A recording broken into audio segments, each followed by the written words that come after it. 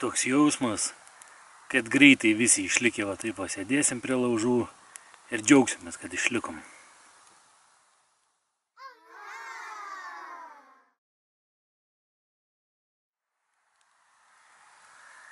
Kai pagalvoji, čia ne mano viena kažkokia originali mintis, bet kaip viskas laikina, kas materialu ant šitos vieto.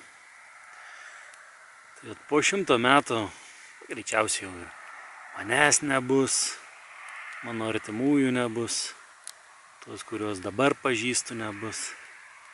Nebus nei to Kisieliaus, nei Pluščiauskio, nei Kančiauskio, nei kitų ten uniformuoto. Ir visa tai, kas dabar vyksta, vietiniu tokiu mastu, vienam skruzdėlyne, taip sakykim, neturės jokios reikšmės, absoliučiai. Po 100 metų nebeliks nei tų dokumentų kažkokių, kurie surašyti ten nevatai už kažkokios ANK pažeidimus. Nieko neliks.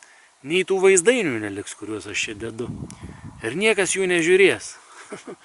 Man atrodo, kad net civilizacijos nebeliks ir niekam bus nebeįdomu, kai toks nužmogėjimas totalinis vyksta aplink.